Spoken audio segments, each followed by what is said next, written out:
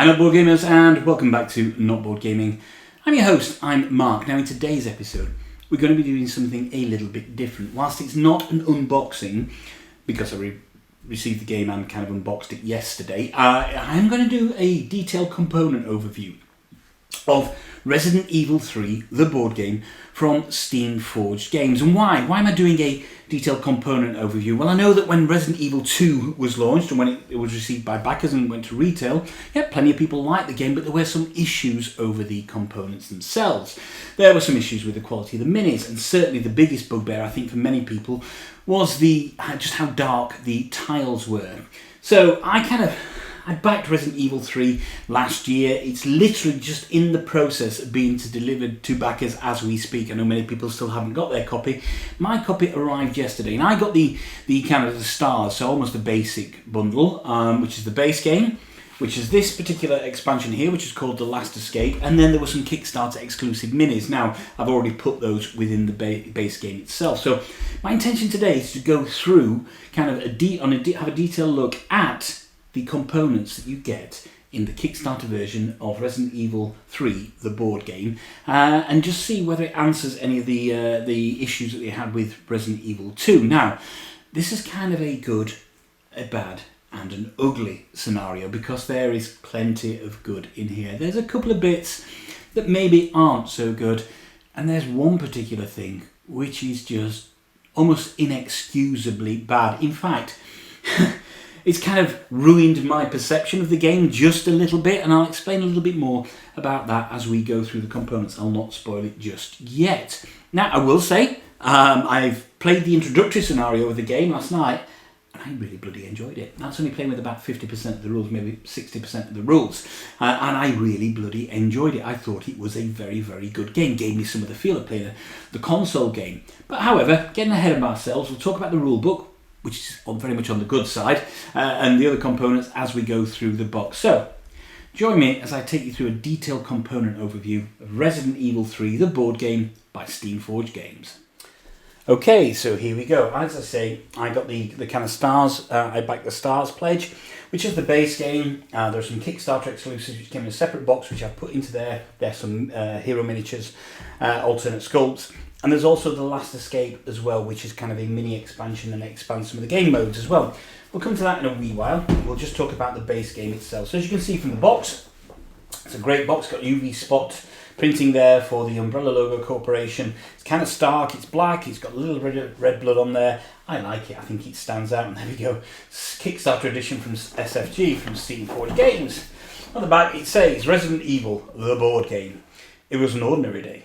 An ordinary day in Raccoon City, and then the outbreak began. Nothing could stop it. Nothing. And the things would never be the same again. Monsters have overtaken the city. Streets once bustling with life are currently deathly still. The only sounds are the crackle of fire and the undead groans. Occasionally, a scream breaks the silence as a survivor is found and cornered, and quickly quietened as teeth bite into the victim's flesh and the light leaves their eyes. There isn't going to be any rescue. If you want to survive, it's up to you. There is a cable car ahead, which you can use to move through the most dangerous areas and escape to the city outskirts, but it's broken down. Somewhere out there are the parts to repair it, if you dare to risk your life in search of them. Bid farewell to your life. Bid farewell to your home. Raccoon City had no chance, but now you have yours. This is your last chance. This is your last escape. And that gives you the detail on what it is. You see, because the Resident Evil 3, the board game, yes, it can be played as individual scenarios, but it is a campaign-led game. There is a campaign scenario throughout it, and the aim of the game is to fix the cable car and get to the clock tower. And we'll explain more as we go through. So we take the lid off the box, and there's nothing inside there at all. It's just the box lid on its own. First thing we'll see, and remember this is not an unboxing, so I've already put stuff away, is this sheet of paper saying this game contains scenes of explicit violence and gore. And there we've got the really evocative kind of Resident Evil artwork from the game behind it, from the console game behind it.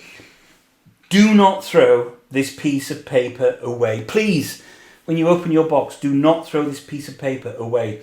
We'll come back to this in a wee while, but this is a really important piece of paper, okay? And I really, really mean that. Do not throw this piece of paper away, okay? Then we'll have a look at the couple of books that you get with it. First of all, there's the rule book, and then there is the scenario booklet for the campaign. So let's talk about the rule book. I read through the rule book last night, and I played the introductory scenario.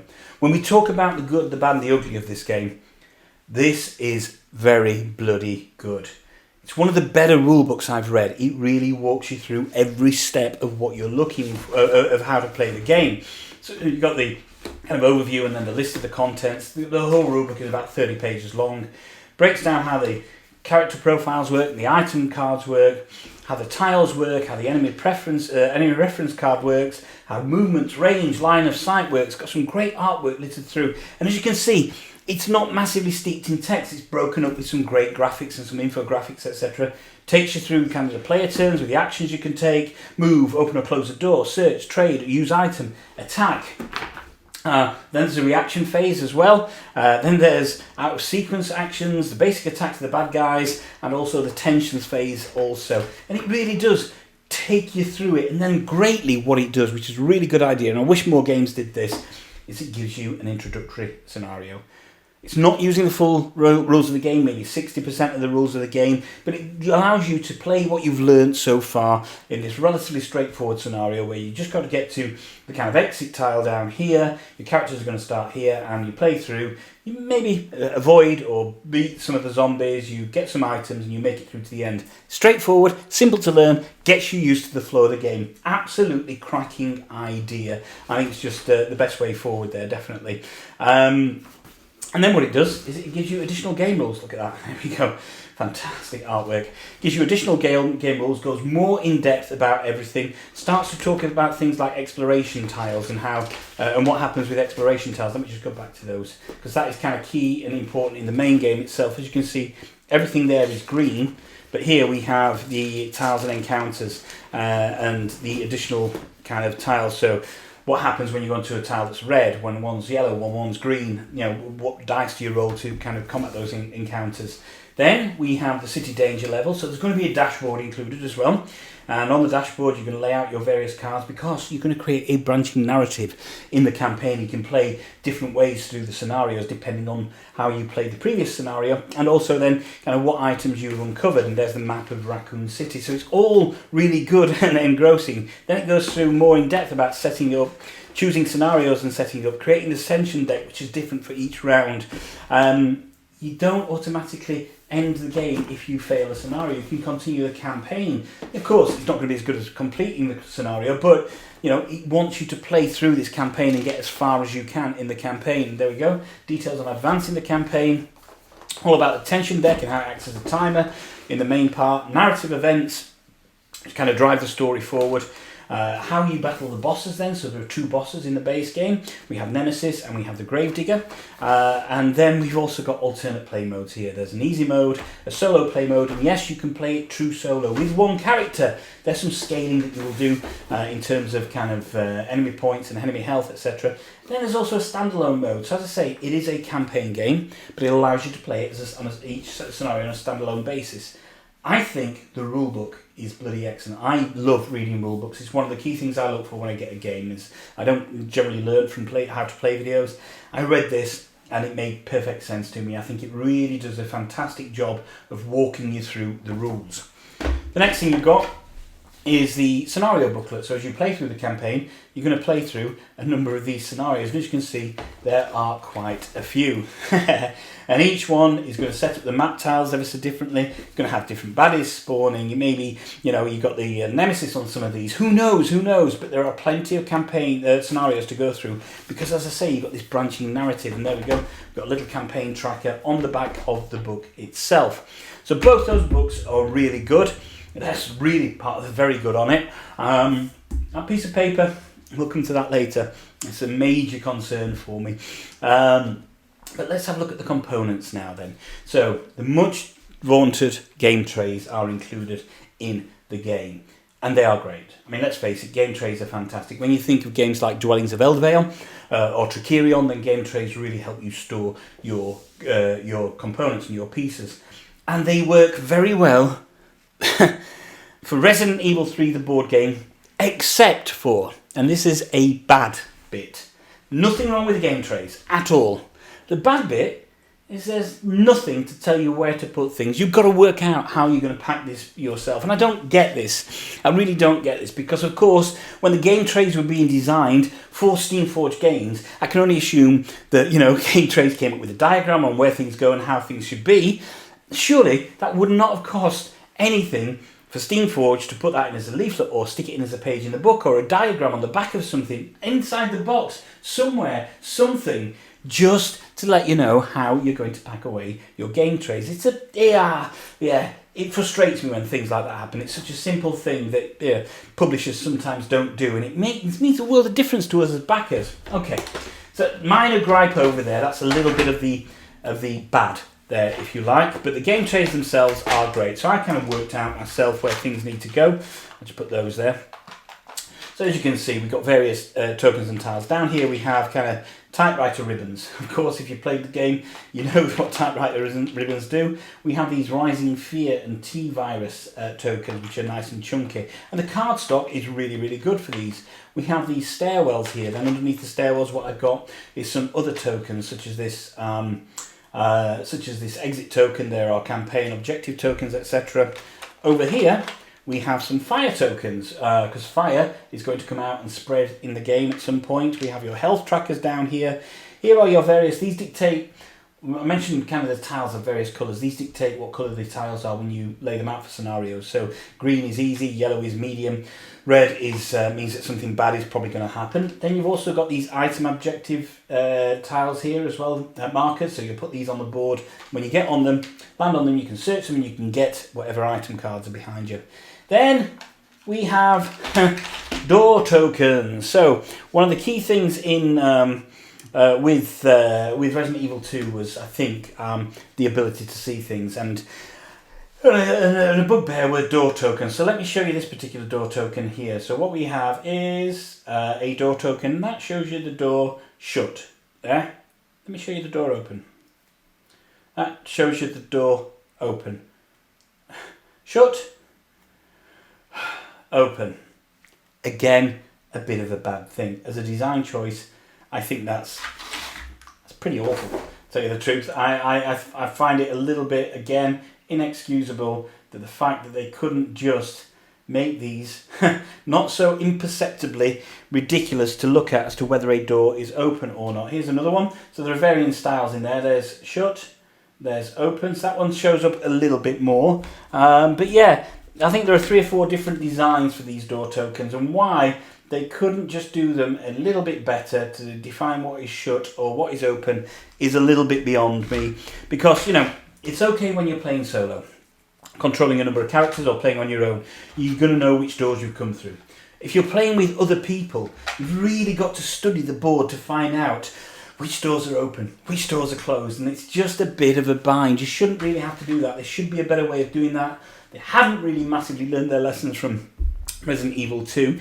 Of course, if you've got the terrain packs, that's nice and easy to do. You've got plastic doors to do that. But if you haven't got the terrain packs, like me, then and my eyesight isn't the best, then you're going to have to squint at the board to find out what's open and what's not. So, good, great in terms of the game trays, bad in terms of the door token design.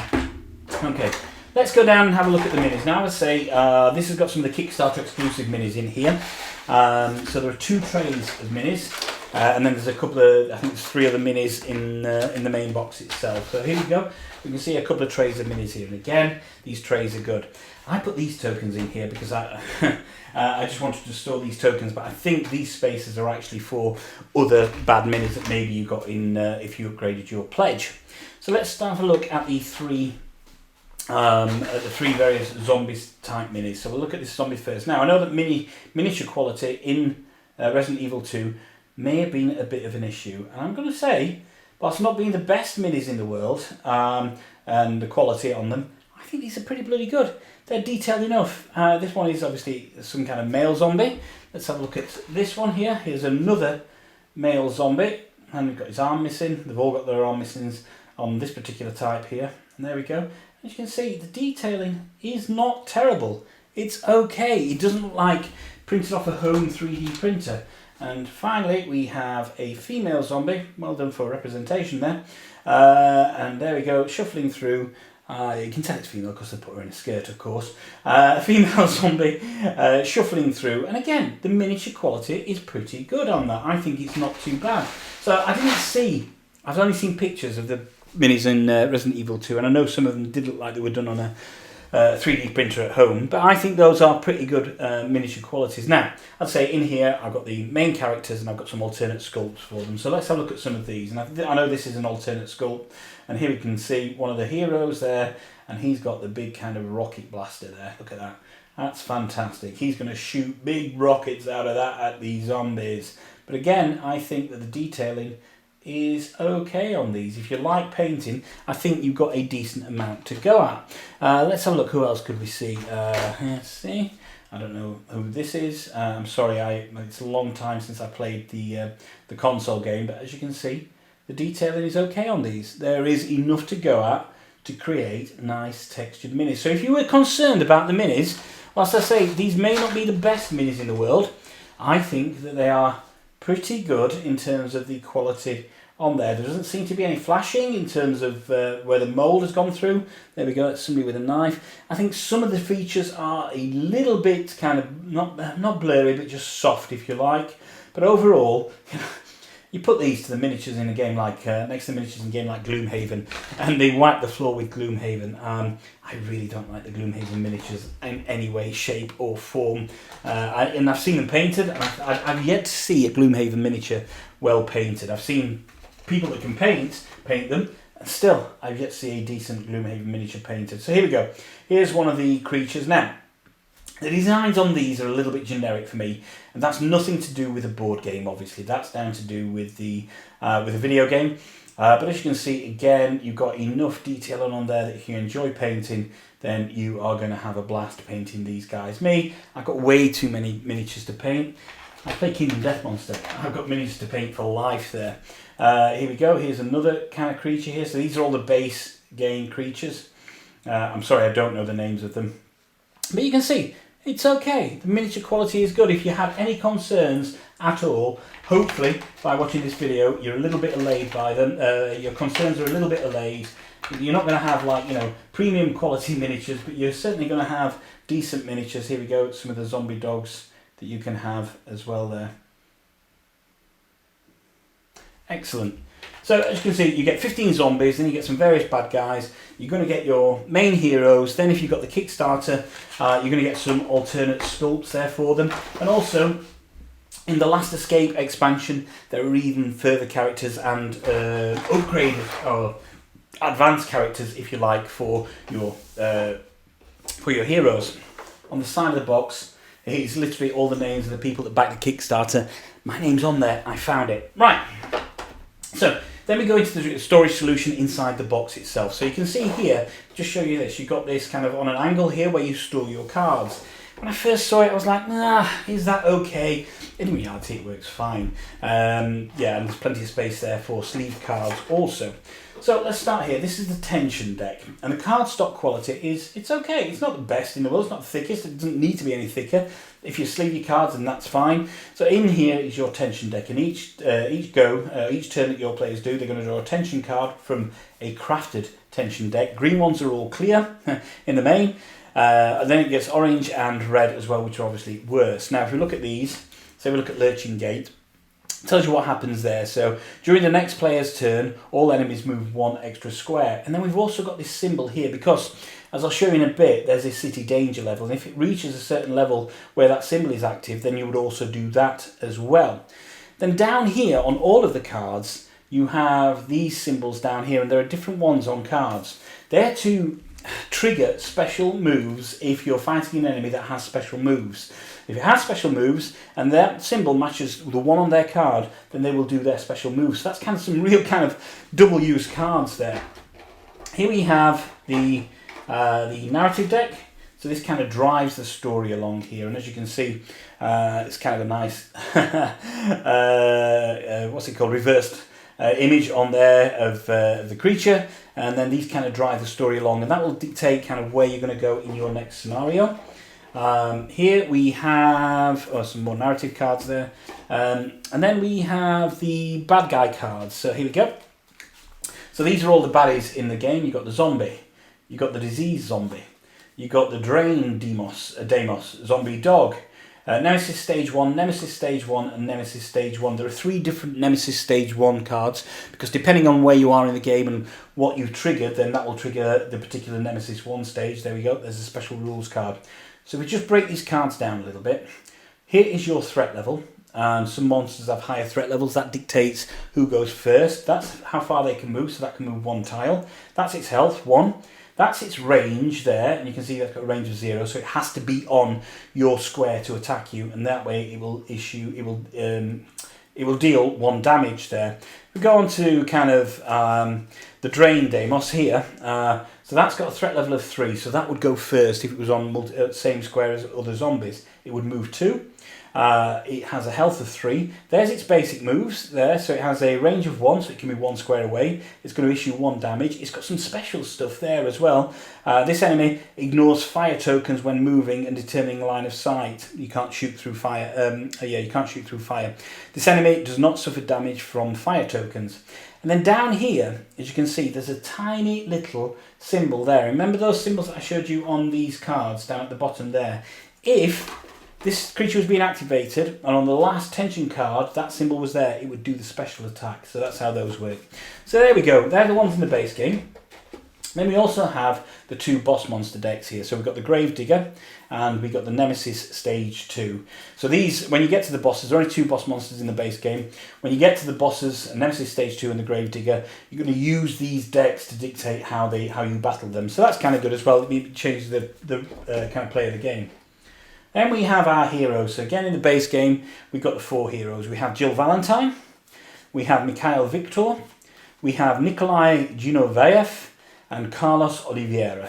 So if you go on Jill's card, because everybody knows Jill Valentine, here is how many dice you roll to evade. So evasion is going to be a key thing in the game. You're going to be doing that. That's how many items she can store in her backpack. So she can store 8 items. Her starting equipment is a knife, a handgun, which you'll do at full health, and a first aid spray. And she has a couple of abilities, and everybody's slightly asymmetrical. She can reposition, and she also has last escape. Mikhail has tough and battle hardened. Nikolai has supervisor and concealed supplies, and Carlos as combat veteran and resourceful. So that's the 4 main characters that you get. And then here are your health boards. So each character has a health board when they're set up. It's like an ECG, really, this. Your health will start there. You put a health tracker there. For every point of damage you get, you're going to move across those. And those are really kind of nice, thick card stock quality there. And even those cards are pretty good. So that's kind of the main character cards. I'm just going to move these tiles out of the way just for now because I want to show you some of the other cards that you get as well. Because there are item cards. And there are 3 kinds of item cards, well 4 kinds actually. You have your A item cards, which you're going to shuffle and use every game. So when you uncover items, be that a first aid spray or green herbs or ink reel or handgun bullets there in A.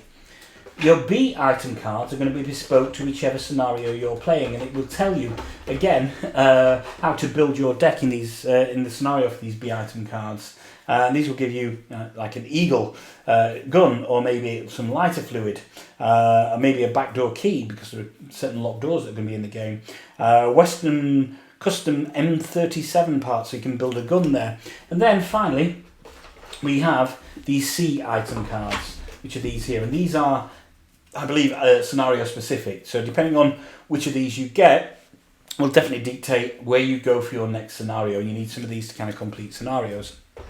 There are some starting cards as well. So starting item cards. And again, the card stock is decent quality. The print on them is good. It's clear. The icons are all legible. They make sense without having to learn too much about them. And then also we have here these cards, and these are for the scenario, and you're going to put these out on your campaign, and it tells you what's locked and what's unlocked. So there we go, commercial 2 is commercial 3 is locked. However, when it's unlocked, you would flip it to that side, and you're going to put those on the dashboard, and we will talk about that dashboard in a wee while. A couple more minis in here. We have Nemesis Stage 1, so there he is. He's got his rocket launcher there, and again, the quality is pretty good. It's not the best mini quality, but some nice detailing on there, and certainly if you like painting miniatures and you like Nemesis, then you're going to have a decent time. You're going to do it. And then we have Nemesis Stage 2, which is this dude here. So the tentacles are out now. So he's fully flexing now. Look at this. Yeah, come at me, bro. Come at me, bro. Fully flexing there, and that's really good. So I think in terms of kind of good, bad and ugly, I'm going to be honest with you, I think the miniatures are pretty bloody good. And there we have the grave digger just there, which is like the sandworm thing with the tentacles, etc. Yeah, the minis are good. The card stock is good. The printing on the cards is good. I'm liking all this so far. Then we have these things here, which are your kind of ammo dials, and these work really well as well. So here we go. We've got the grenade launcher ammo, and obviously every time you use ammo, then you would knock it back down, and if you top it back up, then you would just move it back up there. They're really nice and effective, and I think more or less everybody starts with some handgun ammo down here, which starts at 15. There we go, and there's one there at 15, and then again you would just move that down. And again, they're nice and chunky, they feel good on the board, and if you're only playing with a couple of players, a couple of characters, then that's really, really good. So, there's one other dial I want to show you, which is just this one here, and this is the boss monster's health dial, if you like. So you've got a nice umbrella logo on there, and therefore when you're tracking the health of the boss that you're fighting, rather than using wound tokens, you're going to use that. We'll come on to the tiles in just a wee while, but I just want to discuss the dice first as well. So, yeah, there is a dice-based combat in this game, and you're going to really kind of start off with your blue dice. And these are nice, they've got some nice kind of icons on there. So that one is a type of hit when your weapon hits.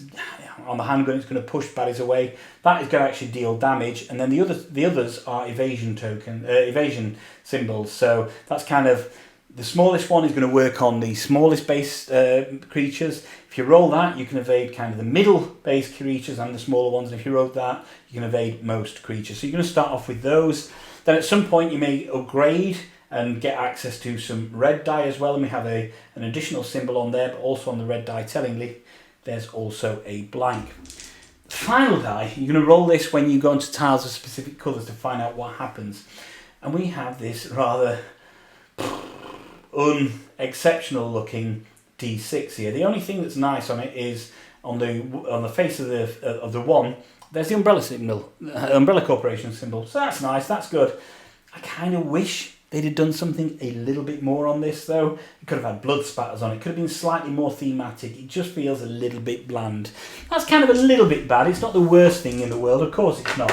And ultimately it doesn't stop from your enjoyment of the game. But in terms of kind of just closing the circle a little bit, it would have been nice to see a little bit more from them. So, let's talk about the tiles then. Because I know in Resident Evil 2, people were really bothered about the quality of the print and what you could see on the tiles. The gamma was out, they were way too dark. You couldn't see any of the artwork, and it really had a massive effect for a lot of people. I never played Resident Evil 2. I saw pictures, it didn't look great. But if we look at the tiles here, you can see that the artwork is there. I think they've got this just about right. There's a level of gloom in there, a level of oppression in there, but you can see what you're looking for. Each tile is double-sided, so you can really make things out. Some of them have fire on there as well, so obviously that's going to be on scenarios where fire hits. You can see that each tile looks pretty bloody good, and there are a number of different types of tiles from these kind of L-shaped pieces as well. The cardstock quality is really good on them as well, and each scenario will give you details on how to lay out the tiles. So once you've worked out where they go in your box of Resident Evil, once you're trying to fathom out where everything goes, then it all fits together really, really nicely. So overall, in terms of kind of the box of the base game of Resident Evil, there's some good in here. First of all, the rulebook. It's not just good, I think it's great. I think it's an absolutely exceptional rulebook that tells you everything that you need to do in a way that makes sense. The game trays are great. The quality of the cardstock, the print is great. Those dials are absolutely fantastic. The minutes are pretty good. They're not the best in the world, but they are pretty good.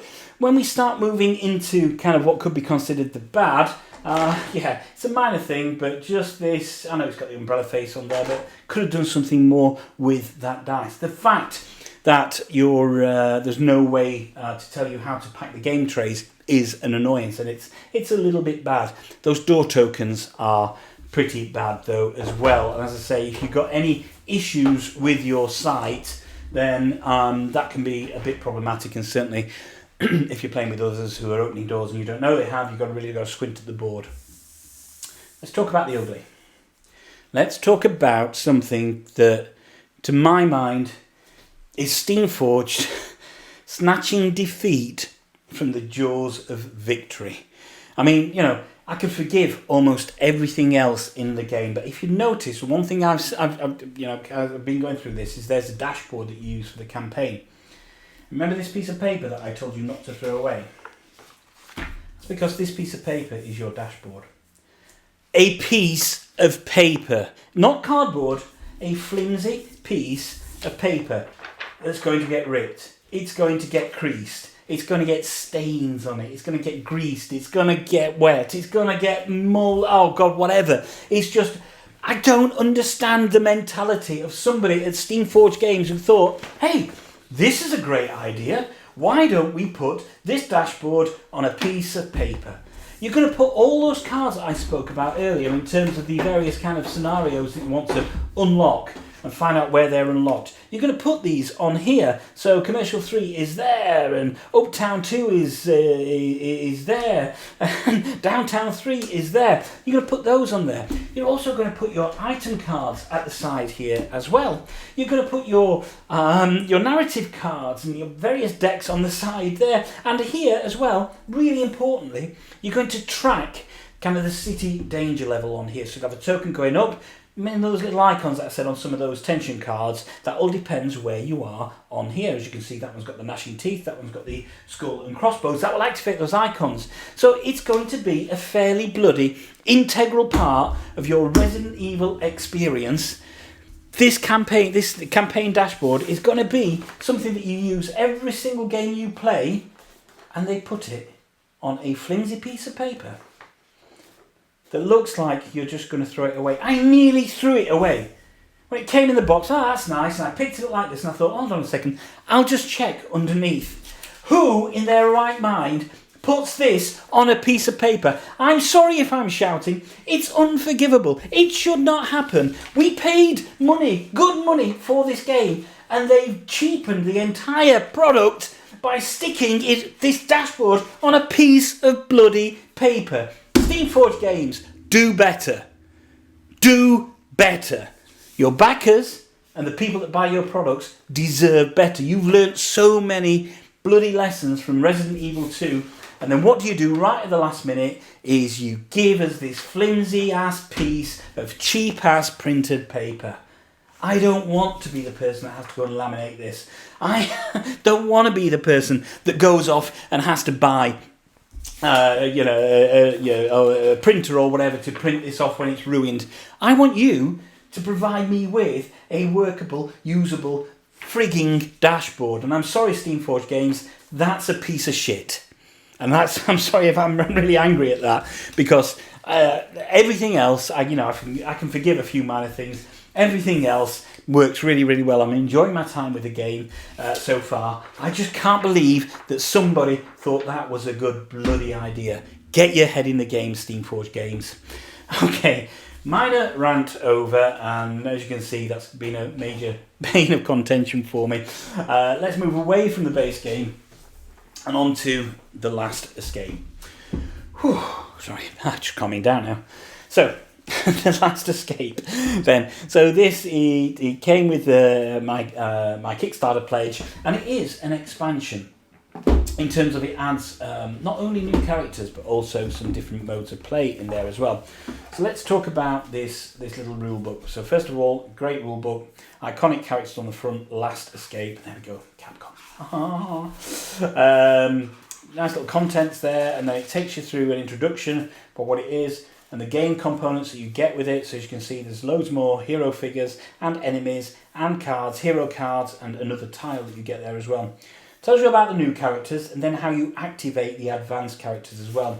So So in The Last Escape, you get Advanced Jill Valentine, Advanced Carlos Oliveira, Advanced Mikhail Victor, Advanced Nikolai Genovaev, Advanced Tyrell Patrick, and Advanced Barry Burton. And of course, it changes the game as well. It can change your game if you want to introduce a permanent death mode, which is really, really good. There are new enemies and new gameplay rules as well. So there are new weapon special symbols, and there are also some epilogue cards that you can build into your game as well. And here with the enemies, it tells you how to integrate them into your campaigns, and also poison as an effect as well there. There's new narrative event cards as well. And then we'll go through, and there are various scenarios that you can do here, which are really, really good. So even if you play through the game, there are various scenarios. And there's some alternate game modes. We have survival horror mode, and this gives you ways to activate your characters without playing through the campaign. There's an arrange mode, which kind of randomizes the scenarios as well, to give you some variety there. There's a hard mode. There's a nightmare mode. And then a fan favourite, there is the knife only mode. And then here is Operation Mad Jackal. This is a solo kind of horde mode, if you like, Operation Mad Jackal. It's just going to be waves and waves of bad guys coming at you. So this kind of Last Escape expansion, small box, actually does quite a few things. We're looking here, we've got the game tile, one game tile, double-sided. There we go, there's a fire one and something there. Again, decent print on there. And then we have some of the characters that you will see, some of the bad guys you will see. And again, the mini quality is pretty good. And you can swap some of these out for the minis in the base game. So that's that thing. We have whatever the bloody hell this is. That's that thing. And we have, if you don't like spiders, look away. Because we have some spiders coming to get you. Whoa. There we go. And we also have some crows as well. So what is a horror game without some crows? And there we go. There are kind of 3 crows on each of those stands. We have some minis and some alternate minis as well. So again, the quality is pretty good. Sorry, I don't know the names of these guys, and I'm sure as we go through the cards I'll pick them out. But there's more people to play with there as well, which I think obviously adds more variety to the game. I've yet to see, obviously I haven't played the full game all the way through yet, but it'd be interesting to see exactly how it changes the flow of the game depending on which characters you get. So as you can see, I'm just trying to get the cards out now. That's more difficult than it should be, because I've not done this, so yeah. Well, that's a minor annoyance as well. And obviously I'm going to put these cards in the main game. There we go. But we have a number of cards here. So let's go through some of these cards. We'll start off with the characters, first of all. There we go. So we have the various kind of different characters. We have Marvin Branner, Brad Vickers, Murphy Seeker, Tyrell Patrick, Barry Burton, Dario Rosso, Advanced Jill Valentine, Advanced Nikolai Genovaev, Advanced Karlov Oliveira, Advanced Mikhail Victor, Advanced Tyrell Patrick, Advanced Barry Burton. So there we go. Gives you all those additional characters you can play with. There are some new tension cards as well, depending on obviously what you want to add to the game. And then we have the new bad enemies card. So we have crows. We have a giant spider, imaginatively titled. And we also have the brain sucker as well. And then we have I think these are the epilogue cards here. Let's just do all these here. And then we have Mercenary, that's the Operation Mad Jackal, so that's your Horde mode card, so that's going to pull out random tiles, I think, one at a time, and therefore it extends that for you. I'm really looking forward to playing Operation Mad Jackal. And there we have some more narrative cards as well. So as you can see, Last Escape actually adds a lot to the base game. Of course, there are some more kind of smaller cards there as well, and I don't know what that particular one is for. But yeah, it adds quite a lot to the base game in terms of additional modes. So, all told, I think my package, as I say, was around about the £65 mark, maybe there or thereabouts. I think that's kind of a lot of content to get for around about 60 quid. What this will retail at, I don't know. When it will get to retail, I don't know, because I know that some backers, they're still in the process of delivering to backers. But I hope you found that useful in terms of kind of an overview and a deep look at the components that you get in Resident Evil 3, the board game by Steamforged Games. It's all great. There's some good, there's some bad, and there's just one piece of bloody ugly. And there we go, Not Board Gamers. That is my kind of in-depth components overview of Resident Evil 3, the board game from Steamforged Games. The good, which is most of it. The bad, just a few minor issues where we're talking about the fact that the game trays don't have any instructions on how to pack them away, and also the fact that there's a minor issue on one of the dice, and a couple of other bits are not great. Those door tokens could have been printed better, and the ugly, the unforgivably ugly, which is the paper dashboard. If you watch the video, you'll have heard my rant. I'm still incensed by the fact that somebody at Steamforged Games thought that this was the way forward for people to kind of receive a much used component for the game in the form of just a piece of paper. It's unforgivable, Steamforged. You need to do something about this because everything else is really good. I've played the introductory scenario, as I mentioned. I enjoyed that a lot. I'm looking forward to playing a full scenario at some point over the weekend, and maybe two scenarios over the weekend. So overall, it's a really good package. I think most of it is worth the money that I paid for it. That dashboard is just bloody horrible. It shouldn't exist in that form. But other than that, I'm pretty pleased with Resident Evil 3. I think it answers a lot, not everything, a lot of the questions raised from Resident Evil 2. It feels like Steamforged have actually learnt some lessons from that. So thank you very much for joining me on this journey through this deep look at the components in Resident Evil 3, the board game. My name's Mark, this is Not Board Gaming. Don't forget to like and subscribe to the channel, check out our other videos, and one final thought. If you can't find anyone else to play with, there's nothing wrong with playing with yourselves. Until next time.